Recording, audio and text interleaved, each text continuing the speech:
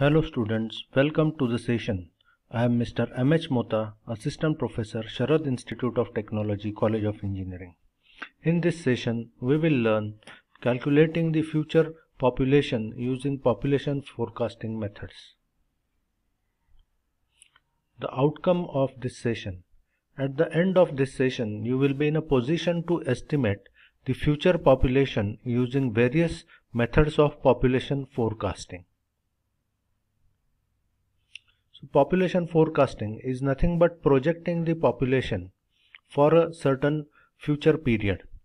Design of a water supply and sanitation scheme is based on the projected population of a particular city, estimated for a design period. Design period is a period for which we expect a water supply or sanitation scheme to remain functional without much modification in its overall capacity. Any underestimated value will make system inadequate for the purpose intended. Similarly, overestimated value will make it costly. Factors affecting change in population are increase due to birth, decrease due to death, and increase or decrease due to the migration. The present and past population records for the city can be obtained from census population records. After collecting these population figures, the population at the end of design period can be predicted using various methods as suitable for that city, considering the growth pattern followed by the city. There are different methods of population forecasting used. Those methods are arithmetic increase method, geometric increase method, incremental increase method, decrease rate of increase method, simple graphical method, comparative graphical method, the master plan method or zoning method, and logistic curve method. In this session, we will try to understand the use of few of these methods for the population forecasting. We'll start with arithmetic increase method. Mathematically, according to this method, the future population can be calculated using a formula Pn equals to P plus Nd. The meaning of various terms are as follows. Pn represents the future population after n number of decades. Decade is nothing but a period of 10 years. P represents present population, n is the number of decades, and d is the average increase per decade. Here we assume that the increase will be in a linear method. Let's understand it with the help of certain example. So this is a data of a certain city for the 5 decades starting from 1970 up to 2012. According to this data, the population of the city is as per the mentioned figures. So it is 1,78,000 in 1970 and has increased up to 2,31,000 in 2010. So what we do is that we calculate the increase per decade. Increase per decade can be obtained by subtracting the population of a last decade from a current decade. So it can be worked out. So say for in case of 1980 will be the difference between 1,91,500 and 1,78,000. So it can be 13,500. Accordingly, the increase per decade is calculated. And using that, what we can do is that we can calculate the average increase per 10 year, which has been worked out by adding the figures of all increase per decade and dividing it by number of decades. So it is around say 13,356. Using this data, we are supposed to estimate the population in 2040, means after 3 decades. So we can calculate it by adding the average increase per method multiplied by number of decades plus the current population. So it will be 2,31,425 plus 3 times the 13,356.25, which represents the average increase per decade. Using this, we can arrive on a figure like 2,71,500 as an estimated population in 2040.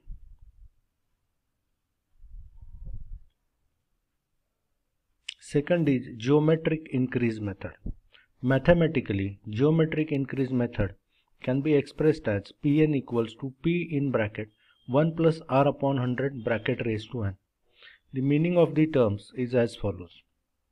Pn represents future population after n decades. P is the present population, n is the number of decades, and R is the average percent increase per decade. Let's understand it. Say once again we have a data of around 50 years for a certain city as such, which in 1970 is around 1,78,135, and up to 2010 it has reached up to 2,82,707. So in this the increase is not linear, so we can work out it in terms of percent increase.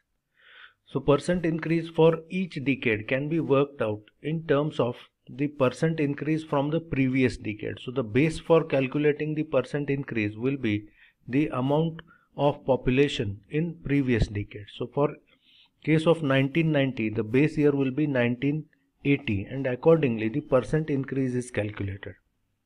So in this figure, the percent increase for different decades is as mentioned in this table, which varies in between 9.91 to 13.62 in the final year of population record. So what we calculate is the average percent increase that can be worked out by adding all percent increase figures and dividing it by the number of figures. Means here the number of figures are 4. So we can work out like the average increase is 12.26%. So population in 2040 can be worked out by multiplying the population in 2010 by the factor by which the percent increase has been observed. So it will be 2,81,707 multiplied by 1 plus 12.26 upon 100, and as the difference is 30 year, the value of n will be 3. So it will be 4,03,600. Third is incremental increase method. So mathematically, as per the incremental increase method, the future population can be worked out using a formula Pn equals to P plus Nd plus n upon n plus 1 upon 2 multiplied by T. The meaning of different terms is as we have discussed in previous examples for the common terms, along with T represents the average incremental increase and D represents the average increase in population per year, per decade. So we'll try to understand it clearly by using this particular example. So in this again, the population of a certain city has been given for a 50 years duration, which varies in between 1,41,528 in 1970 and reached 2,10,826 in year 2010. So what we work out is the increase per decade, and along with that we calculate the incremental increase. Incremental increase is the difference between the increase observed in the per decade value. So in case of 1990, the incremental increase value is a difference between increase observed in 1990 and increase observed in 1980. So it will be 2,547. Accordingly, the incremental increase is worked out for various duration. Now what we calculate is average increase per decade, which works out to be 17,324.5. Average incremental increase, which is around 2,111, and then population in 2040 can be worked out by adding the figures of 3 multiplied by 17,325, which is an average increase per decade, plus the incremental increase. Here the value of n is 3 and accordingly, as per the given formula, we can calculate the population, which is around 2,63,600. Next is decrease rate of growth method. In this method, the average decrease in percentage increase is worked out and is then subtracted from the latest percent increase for each successive decade. We try to understand this more clearly using this example. In this example, again the data of 50 years has been given. What we have calculated is increase per decade, percent increase, and along with that decrease in increase.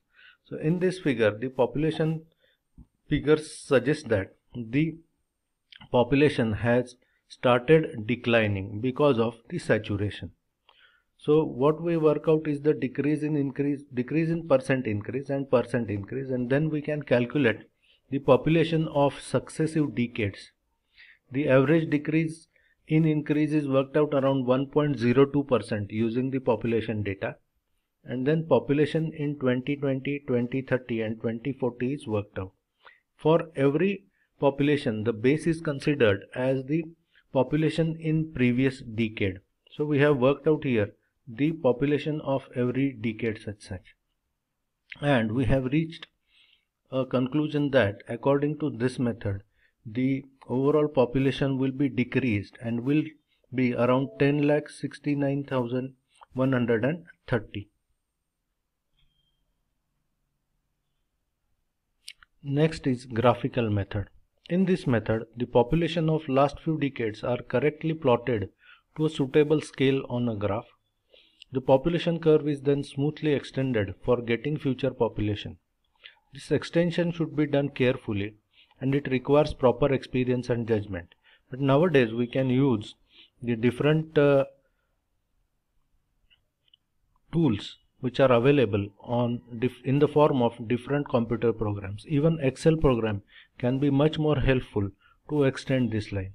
We'll try to understand it by using this particular example. Say for a certain city, the population data of 50 years is available and we need to estimate the population in 2040 using a graphical method.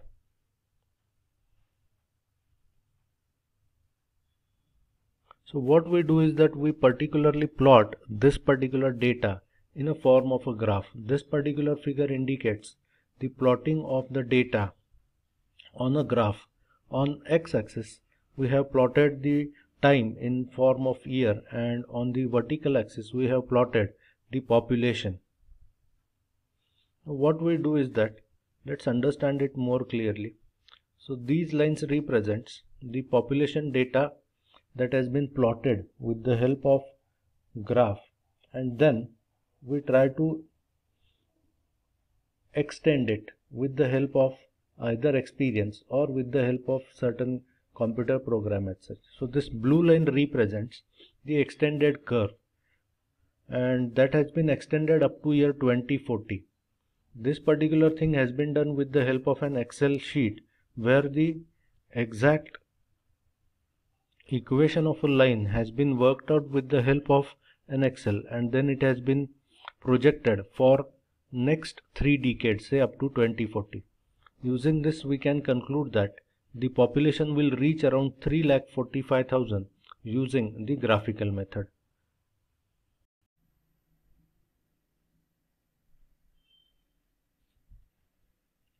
Last method is comparative graphical method.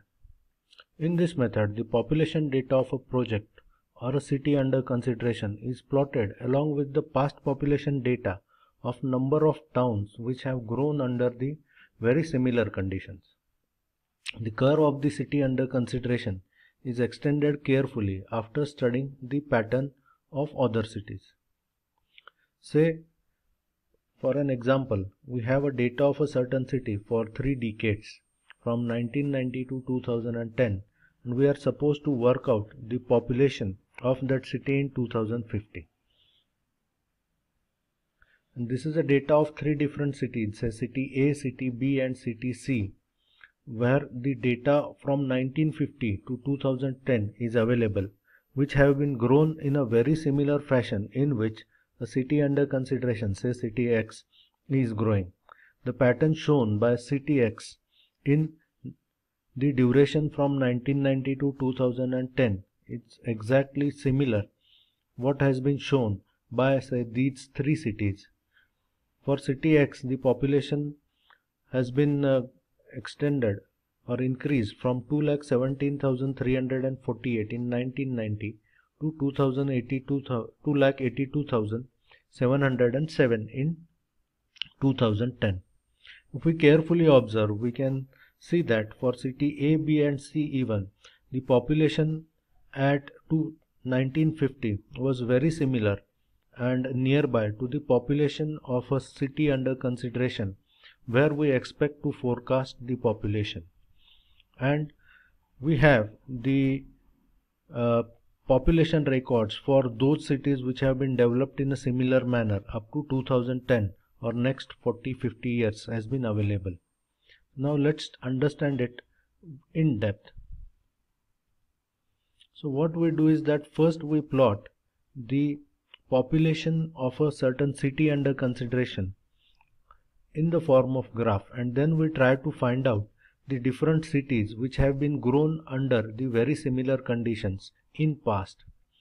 So we have city A, city B and city C, and those have been studied with the help of their population records, and we can even plot that onto another graph to find out the similarity in the increase in population. So we will plot first the two graphs, and using these two graphs we will try to understand that whether the pattern shown in a certain duration is similar, and then we will try to plot the graph of all these cities for city A, B and C which have shown the similar pattern in past will be plotted first, and then we will plot the population data of city X considering its starting similar to the population for city A, B and C, and then we will try to extend it. So this particular line shows the extension in the population data in the form of a red line, which has been shown as an city X extension or exponential line, and we can work out the possible change in the population. According to this, the red faint line is an extended version which is been worked out by using the pattern shown above by the three cities, and in 2010 whatever population has been shown will be the population for a city X in 2050 as such, which will be around 4,75,000. Next is the master plan method or zoning method. The master plan are prepared for the development of cities for 25 to 30 years. The population densities of various zones of the towns to be developed are also fixed. Now when the population of a particular zone is fixed, it is very easy to design the water supply scheme for the particular zones. The future development of water work is also designed on the basis of master plan. This particular table represents the possible population density according to the type of area. Residential area is divided into 4 different zones once again. On the outskirts, where the large lots of single family residence can be observed, then a small lots, multiple family quarters and tenement house. Tenement house represents generally the core residential area where the population density is highest, as compared to the outskirt area where the population density is least and can be represented like large lots of single family residence. Then the commercial area, industrial area, parks and playgrounds, and the population densities are as per this particular table. Just try to understand it. So according to a master plan, the certain city will grow and reach the condition as mentioned below in year 2040. Estimate the population accordingly. So in this example, what is given is the area description and its area in hectares. The residential area is divided in 3 different zones for a certain city under consideration, where it is expected that outskirt of 140 hectares will be developed.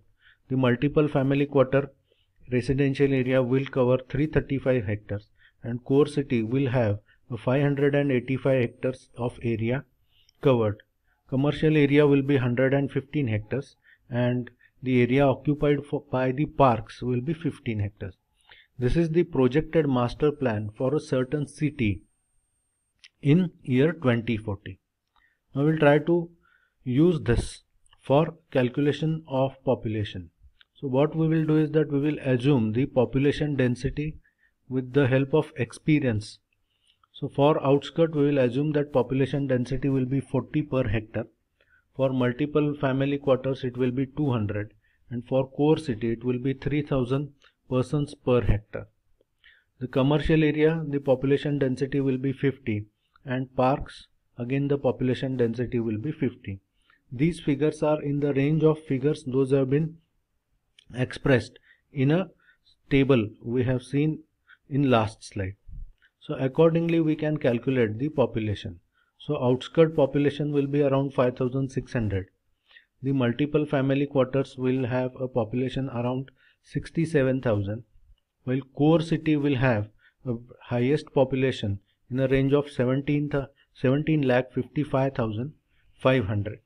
The commercial area will have the lesser population in a range of 5,750, and accordingly for the parks the population will be the least and will be around 750. So the total population using this particular data and using the master plan method in 2040 will reach 18,34,100. Please remember that suitability of each method is to be determined critically. Core has to be taken while selecting any method for the forecasting in any given case. The trend of increase in the population shown by a city under consideration can be the most suitable way to take the decision to implement any method for forecasting the population. The detailed presentation on the suitability of each method is available. So that's it for this session. Let's meet in the next session to learn more. Thank you for having me, and don't forget to like, comment and subscribe.